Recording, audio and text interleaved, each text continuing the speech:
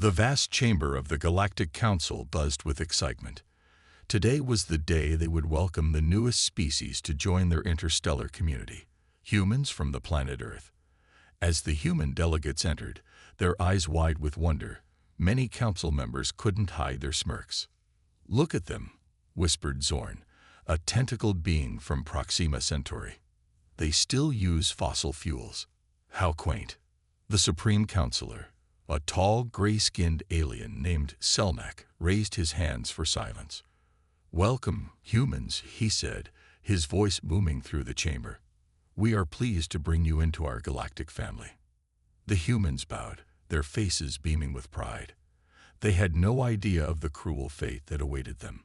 After the ceremony, the real meeting began. The human delegates were escorted out, believing they had just secured a bright future for Earth. Little did they know, their planet's doom was being decided behind closed doors. "They're a primitive species," said Grax, a reptilian creature from Betelgeuse. "Their planet is rich in resources we need. Why should we share with these newcomers?" Murmurs of agreement rippled through the chamber. Zelnak nodded slowly, his large eyes narrowing. "What do you suggest, Grax?" "A culling," Grax replied, his forked tongue flicking out. "Reduce their numbers. Make them easier to control. We can blame it on a natural disaster." The council debated for hours. Some argued for patience, saying the humans might prove useful. Others wanted total extermination. In the end, they settled on a compromise: a massive attack on Earth's major cities, disguised as a meteor shower. On Earth, people went about their daily lives, unaware of the danger lurking above. In New York, a hot dog vendor named Joe served his customers with a smile. In Tokyo, a young girl named Akira practiced her violin. In Lagos, a teacher named Adebayo prepared for his next class. The first meteor struck Beijing at noon local time. The city's millions had no time to react as the energy weapon vaporized everything in its path. Similar attacks hit other cities around the globe within minutes. The world watched in horror as city after city was destroyed. Governments scrambled to respond, but against such advanced weapons, Earth's militaries were helpless. Millions died in the first hour alone. In the Galactic Council chamber, Selnak watched the destruction on a large screen. "Excellent," he said. "They'll be begging for our help soon. Then we can take whatever we want." But something unexpected happened. As the attacks continued, reports came in of humans displaying incredible feats of strength and intelligence. In the rubble of London, a man lifted a concrete slab 10 times his weight to save a trapped family. In the chaos of Mumbai, a teenager hacked into the alien weapon systems, briefly disabling them. "What's happening?" Grax hissed, his scales standing on end. "This isn't in our simulations." Selmak leaned forward, his gray skin paling further. "It seems," he said slowly, "we may have made a grave mistake." On Earth, as the dust settled and the fires raged, survivors emerged from the rubble. Their eyes burned not with fear, but with a fury that would shake the galaxy. Humanity had been pushed to the brink, and now they would push back. In a destroyed lab in Geneva, a scientist named Dr. Elena Rodriguez stared at a piece of alien technology. Her mind, sharpened by the stress and rage, began to understand its workings. "We can reverse engineer this," she whispered. "We can fight back." Across the planet, similar scenes played out. Humans, faced with extinction, found reserves of strength and ingenuity they never knew they had. The Galactic Council had wanted to cull humanity. Instead, they had awakened a sleeping giant. As night fell on the devastated Earth, the survivors began to rally. They didn't know it yet, but this was the beginning of humanity's rise to galactic supremacy. The Council's fatal mistake would cost them everything. The sun rose on a changed Earth, where great cities once stood. Only smoking ruins remained. Survivors stumbled through the wreckage, their faces blank with shock. The world had changed overnight, and humanity struggled to catch up. In what was left of New York, Sarah Chen, A young paramedic worked tirelessly. She hadn't slept in 36 hours. Her hands shook as she bandaged another wounded person. How could this happen? She muttered, echoing the question on everyone's lips. Across the ocean, in the ruins of London, Jack Thompson, a retired soldier, organized a group of survivors. "We need water, food, and shelter," he barked, his military training kicking in. "And we need to be ready if those bastards come back." In every corner of the globe, similar scenes played out. Shock gave way to grief, and grief to determination. Humanity had been knocked down, but they weren't out of the fight yet. World leaders, those who survived, gathered in a secret bunker. The U.S. president, her face ashen, addressed the group. "We are at war," she said, her voice steady despite the tears in her eyes. "A war unlike any we faced before, but we will fight. We will survive. We are humanity, and we do not go gently into the night." As the leaders planned, scientists around the world worked frantically. In a partially destroyed lab in Tokyo, Dr. Hiroshi Tanaka stared at a piece of alien tech recovered from the attack. His eyes widened as he began to understand its workings. This could change everything," he whispered. Meanwhile, in a hidden facility in the Amazon rainforest, General Maria Gonzalez oversaw Earth's fledgling defense force. "We need to reverse engineer their weapons," she told her team. "And we need to do it yesterday." But it wasn't just the military and scientific communities that sprang into action. Ordinary people, faced with extraordinary circumstances, found strength they never knew they had. In a small town in India, Priya Patel, a high school teacher, turned her classroom into a command center. She coordinated relief efforts, using her students' smartphones to create a makeshift communications network. "We will rebuild," she told her nervous students, "and we will be stronger." In the African savannah, Kwame Osei, a park ranger, used his knowledge of the land to hide refugees from alien patrols. As he led a group to safety, he pointed to the stars. "They think they own the sky now," he said. "We'll show them how wrong they are."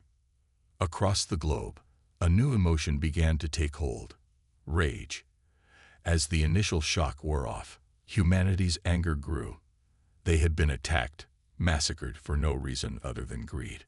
This fury fueled their efforts, driving them to work harder, think faster, fight smarter. In a makeshift lab in Buenos Aires, Dr. Sofia Ramirez made a breakthrough. "The alien weapons," she explained to her wide-eyed colleagues, "they're not so different from ours, just more advanced. But we can catch up. We must catch up." As night fell again, humanity had already begun to adapt. Refugee camps became fortified bases. Schools turned into hospitals. Factories retooled to produce new hybrid weapons that combined human ingenuity with stolen alien tech. In the ruins of Paris, a street artist painted a mural on a broken wall. It showed a human hand, bloody but unbowed, reaching for the stars. Below, in multiple languages, were the words, "We will rise." The Galactic Council, watching from above, began to feel the first stirrings of unease. They had expected the humans to break, to give up. Instead, they were uniting, adapting, preparing. As the second day after the attack drew to a close, humanity sent a message to the stars. It wasn't a plea for mercy or a call for peace. It was a warning, broadcast on all frequencies, in every language. "You tried to destroy us. You failed. Now, it's our turn." The war had only just begun, and humanity was ready to show the galaxy why you should never, ever underestimate the human spirit. As the dust settled on Earth's ruined cities, something extraordinary began to happen. Humans, pushed to their limits by grief, rage, and the desperate need to survive, started to change. It began slowly at first, almost unnoticed amidst the chaos. In a makeshift hospital in Berlin, Dr. Anna Schmidt hadn't slept in days. As she rushed to save another patient, her vision suddenly sharpened. She could see the patient's veins, the flow of blood, as if she had X-ray vision. Startled, She performed a complex surgery with unprecedented precision, saving a life that should have been lost. Across the ocean, in the remains of San Francisco, software engineer Raj Patel sat before a bank of salvaged computers. His fingers flew over the keyboards at inhuman speeds, his mind processing data faster than any computer. In hours, he cracked alien encryption codes that should have taken years to decipher. These weren't isolated incidents. All over the world, humans were evolving, adapting at an incredible rate. The extreme stress had unlocked hidden potential in the human mind and body. In Moscow, weightlifter Svetlana Petrova lifted a collapsed building off trapped survivors, her muscles swelling with newfound strength. In Rio de Janeiro, a young boy named João Silva instinctively understood and repaired alien technology, his mind grasping concepts far beyond human science. Scientists scrambled to understand this phenomenon. Dr. Yuki Tanaka, working in a secret lab in Tokyo, had a breakthrough. "It's our junk DNA," she explained to her astonished colleagues. "The alien attack somehow activated dormant genes. We're evolving in real time." As news of these developments spread, hope began to replace despair. Humanity wasn't just surviving. They were thriving under pressure. The Galactic Council, watching from their ships, grew increasingly uneasy. This is impossible," sputtered Counselor Zax, his tentacles writhing in agitation. "Their evolution should take millennia, not days." Back on Earth, the first successful counterattack was launched. In the skies over what was once London, Squadron Leader James Harper flew a hybrid fighter jet, part human tech, part reverse-engineered alien hardware. His mind melded with the machine in ways never before possible. Harper's squadron engaged an alien patrol, their enhanced reflexes and intuitive grasp of the alien tech giving them an edge. To the shock of the alien forces, the human fighters prevailed, downing several enemy ships without a single loss. As the burning wreckage of alien ships fell to Earth, a cheer went up from the watching humans. For the first time since the attack, they had hope. They could fight back. They could win. In the hidden command center beneath the Rocky Mountains, General Sarah Connor, no relation to the movie character, received the news of the victory with grim satisfaction. "Send word to all outposts," she ordered. "Operation Payback is a go." All around the world, humans struck back at alien holdings. Enhanced soldiers stormed alien bases.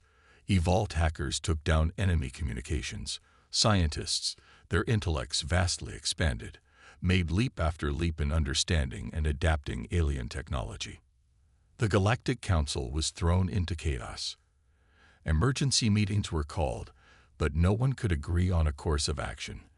They had expected to find a broken, cowering species ripe for conquest. Instead, they faced an enemy growing stronger by the hour. In a secret facility in Australia's outback, Dr. Emma Corrigan made perhaps the most significant breakthrough of all. She found a way to activate the dormant genes in all humans, not just those under extreme stress. "This is it," she said, her eyes shining with triumph and unshed tears. "This is how we level the playing field." As news of Dr. Corrigan's discovery spread, a new sense of purpose filled the human race. They were no longer just fighting for survival. They were fighting for their rightful place among the stars. The Galactic Council's fatal mistake had awakened a sleeping giant. Humanity was no longer the primitive species they had dismissed. They were becoming something new, something powerful. As the sun set on the 7th day since the attack, humanity sent another message to the stars. This time, it wasn't a warning. It was a promise. "We're coming, and we're bringing the fight to you." The awakening of human potential was complete. The real war was about to begin. The Galactic Council's Grand Chamber, once a place of order and control, now buzzed with panic. Screens flickered with reports from across the galaxy, each one worse than the last. Humanity, the species they had tried to crush, was fighting back with shocking effectiveness. Counselor Zix, his purple scales dulled with stress, addressed the assembly. "We underestimated them," he hissed. "These humans, They're unlike anything we've encountered before. On Earth, the war machine of humanity was in full swing. Factories that once made cars now produced advanced weaponry. Schools became training grounds for the new, enhanced human soldiers. Every corner of the globe united in a single purpose: survival and retribution. In orbit around Mars, the first major space battle unfolded. Captain Lai Wei, her mind now capable of processing information at superhuman speeds, commanded a fleet of Earth ships. They were outnumbered 3-1, but it didn't matter. The human ships danced through space, their movements unpredictable and deadly. "Target the flagship," Lai Wei ordered, her voice calm despite the chaos around her. Her enhanced mind had already calculated the perfect strategy. The Earth fleet moved as one, concentrating fire on the alien command ship. In a brilliant flash, the enemy flagship exploded, leaving the alien fleet in disarray. As news of the victory spread, cheers erupted in every human settlement. Humanity had won its first major battle in space. The tide was turning. But it wasn't just in open combat that humans excelled. In the shadowy world of espionage and guerrilla warfare, they proved equally formidable. Deep in an alien-controlled sector, a small team of human operatives infiltrated a key supply base. Led by Major Jamal Curry, whose enhanced strength and agility made him nearly invisible to alien sensors, the team moved like ghosts through the facility. "Plant the charges here, here, and here," Jamal whispered, his enhanced vision easily spotting the critical points in the alien infrastructure. Within minutes, the team was gone, leaving behind only the faint beep of countdown timers. The explosion rocked the entire sector, disrupting alien supply lines across 3 star systems. It was just one of dozens of similar operations happening across alien-held territory. Back on Earth, Dr. Emma Corrigan's breakthrough in activating dormant human genes had been refined and improved. Now, awakening centers were set up around the world, allowing every human to unlock their hidden potential. In one such center in Nairobi, young Sarah Oching stepped out of the activation chamber, her eyes glowing with newfound power. "I can see," she whispered in awe. "I can see everything." Her mind, now expanded beyond normal human limits, could perceive the very fabric of space-time. Sarah wasn't alone. Millions of humans were discovering abilities that seemed like magic: enhanced strength, telepathy, telekinesis, and more. Each awakened human became a formidable weapon in the war against the aliens. The Galactic Council, once so confident in their superiority, now found themselves on the defensive. Their carefully laid plans crumbled in the face of human ingenuity and their newly awakened powers. In a bold move, humans began liberating alien-controlled planets. Many of these worlds, long oppressed by the Council, welcomed the humans as liberators. Alliances were formed, strengthening humanity's position in the galactic community. On a war-torn planet in the Andromeda Galaxy, alien refugees fleeing Council rule met their first humans. They expected monsters, given the stories spread by the Council. Instead, they found beings of incredible power who offered not conquest, but partnership. "We were like you once," explained Commander Alejandro Rojas to the awestruck aliens, victims of the Council's cruelty.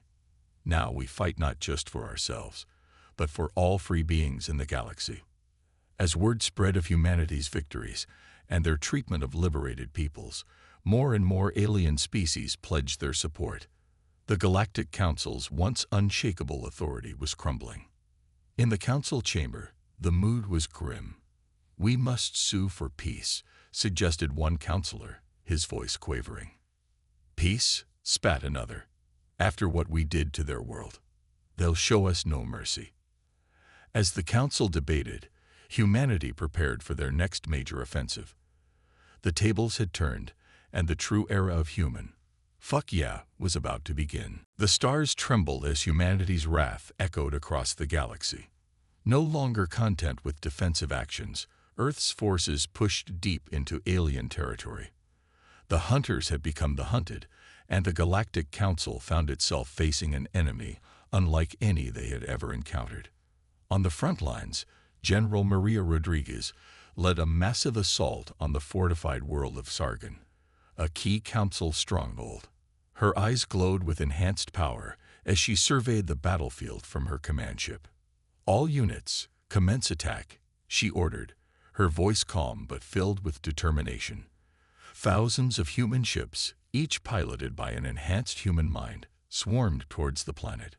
The aliens' defenses were formidable, but they hadn't counted on humanity's newfound abilities. Telekinetic soldiers ripped apart enemy fortifications with their minds. Precognitive pilots dodged energy beams before they were even fired. The battle was fierce, but the outcome was never in doubt. As the dust settled on Sargon's surface, Maria planted the flag of Earth on alien soil. "One more world freed," she said, her eyes already on the next target. Back on Earth, the war effort continued at a feverish pace. Dr. Yuki Tanaka, her mind expanded far beyond normal human limits, made breakthrough after breakthrough in weapons technology. "We've cracked their faster-than-light drive," she announced to a room full of eager scientists and military leaders. "We can now match their speed across the galaxy." The news spread like wildfire. Humanity could now strike anywhere, at any time. The Galactic Council's vast empire suddenly seemed a lot smaller.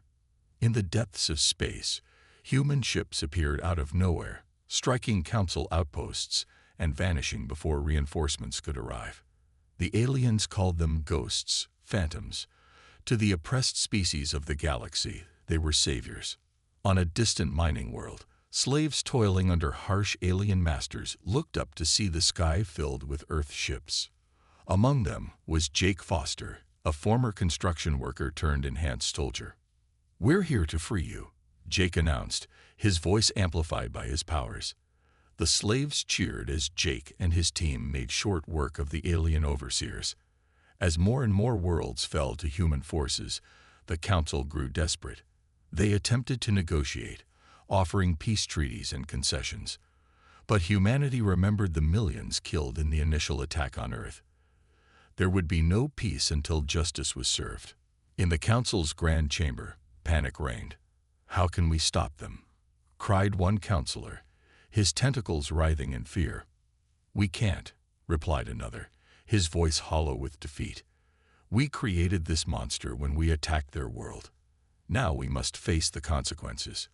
Humanity's reputation spread across the stars.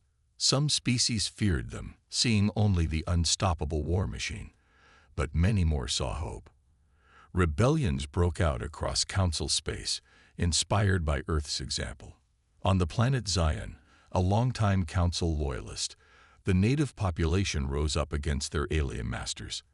They were led by Zora, a human diplomat whose words could sway entire populations. "For too long, we've lived under the Council's tyranny," Zora's voice boomed across the planet. "Today, we claim our freedom." The revolution was over in a matter of hours, another world slipping from the Council's grasp. As human forces pushed ever closer to the Council's home systems, Earth's leaders debated their next move.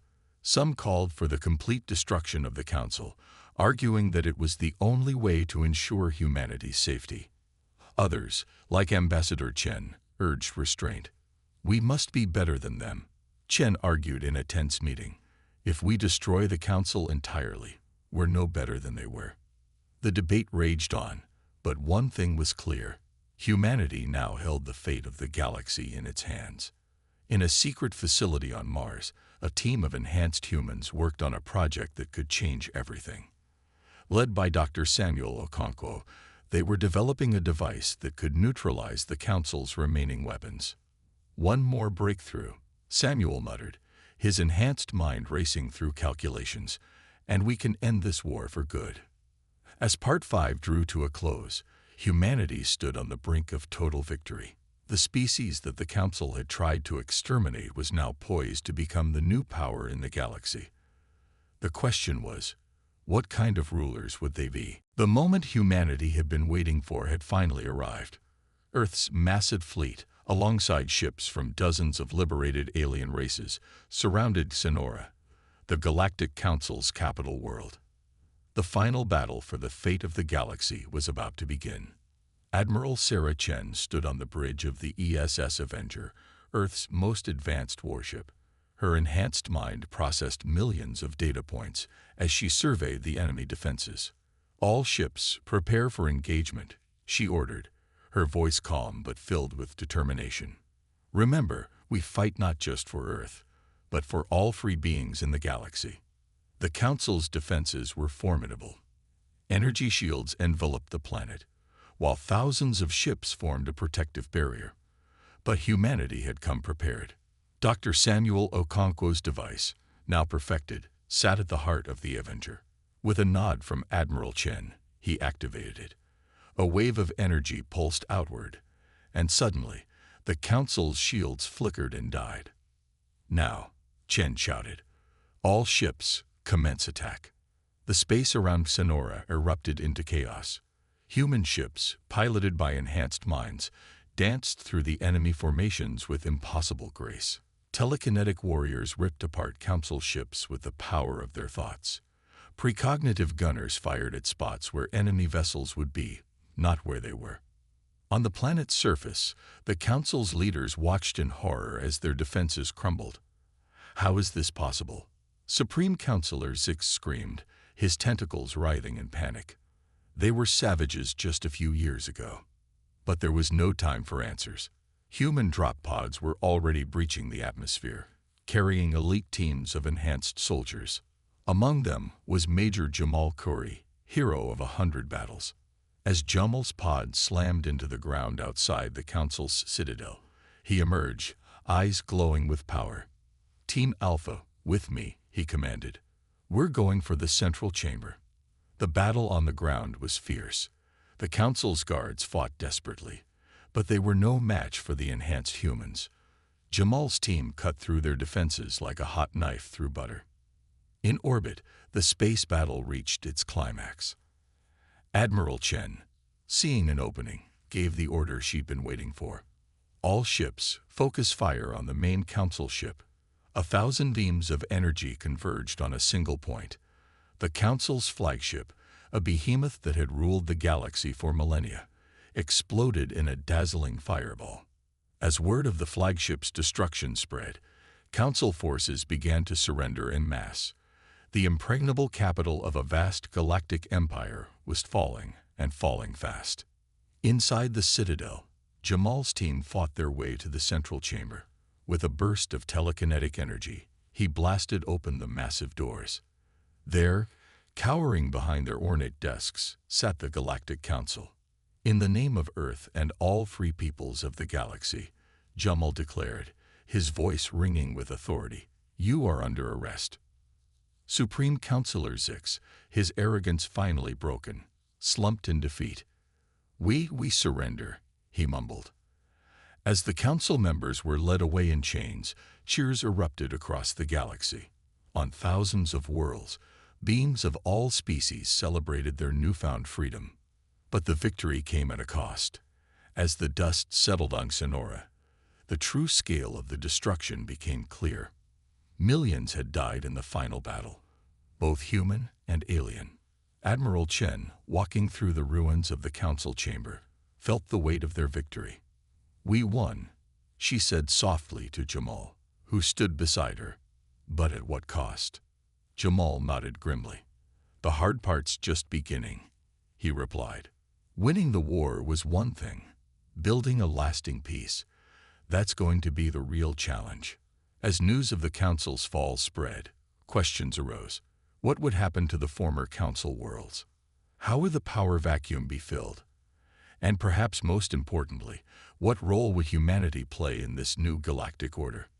On Earth, leaders debated these very questions. Some argued for a human-led government to replace the Council.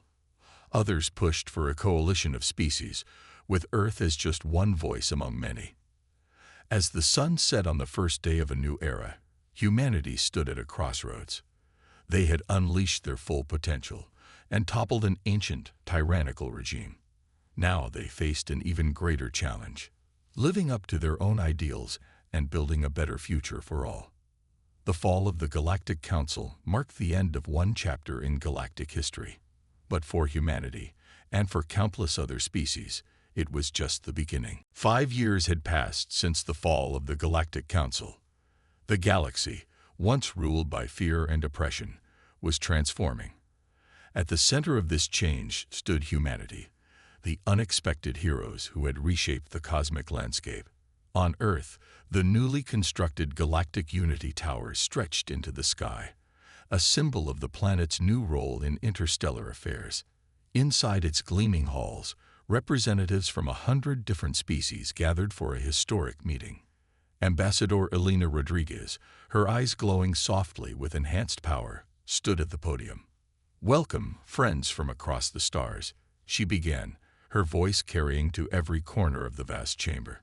"Today, we take the final step in our journey towards a truly united galaxy." The room buzzed with excitement. This was the day when the new Galactic Alliance would be officially formed, with Earth as a key member, but not the sole leader. In the years since the Council's fall, humanity had worked tirelessly to help rebuild the galaxy. They had shared their technology, including the gene activation process that had unlocked their potential. Many species had chosen to undergo the process, while others preferred to remain as they were. All were welcome in the new order. Dr. Yuki Tanaka, now head of the Galactic Science Initiative, stepped up to present the latest breakthrough. "We've finally done it," she announced, her eyes shining. "We've developed a method to terraform barren planets in a matter of months, not centuries. New homes for all who need them." The announcement was met with thunderous applause. Overcrowding and resource scarcity, problems that had plagued many worlds under the old council, would soon be things of the past. But not all was perfect in this new galaxy. On the fringes, remnants of the old council still lurked, plotting revenge. Pirate bands, seeing opportunity in the changing order, raided vulnerable colonies. General Jamal Khoury, hero of the war against the Council, now led the Galactic Peacekeeping Force. "We face new challenges," he reported to the Assembly, his voice grave. "But we face them together, as allies, not as rulers and subjects." The real test of the new order came when a previously unknown species made first contact. The Zorans, a crystalline race from a distant galaxy, arrived at the edge of Alliance space, unsure of what welcome they would receive. Instead of fear or aggression, they were met with open arms. Humanity, remembering their own first contact with the galaxy, ensured that the Zorans were treated with respect and kindness. "We were once newcomers too," Ambassador Rodriguez told the Zoran representatives. "Now, let us welcome you to our galactic family." This approach to new species became a hallmark of the Alliance. The galaxy, once a place of conquest and subjugation, was becoming a realm of exploration and mutual growth. But the greatest change was perhaps on Earth itself. Humans, their potential unlocked, turned their enhanced abilities to solving age-old problems. Climate change was reversed. Diseases were eradicated. The planet, once on the brink of disaster, became a shining jewel in the cosmic tapestry. As the Galactic Alliance Charter was signed, fireworks lit up the skies of 1,000 worlds. On Earth, old enemies embraced, united by their shared cosmic destiny. In the remnants of New York, rebuilt with alien and human technology, citizens looked up at the stars with wonder, not fear. Yet, humanity never forgot the cost of their ascension. Memorials to the millions lost in the Council's attack stood in every city, a reminder of the price of freedom. As night fell on this historic day, Admiral Sarah Chen stood on the observation deck of the Unity Tower, gazing at the stars. Beside her stood Zora, the alien rebel leader who had become one of humanity's closest allies. "We've come so far," Sarah mused, her enhanced eyes picking out the pinpricks of light that were Alliance ships in orbit. Zora nodded, her iridescent skin shimmering. "And we have so much further to go," she replied. "But together, I believe we can face anything the universe throws at us." As they watched, a shooting star streaked across the sky. In the old days, humans might have made a wish. Now, They had the power to make their own dreams come true. The galaxy had been reborn, and humanity, once dismissed as primitive savages, stood at the forefront of a new age of peace, discovery, and limitless potential. The end was just the beginning.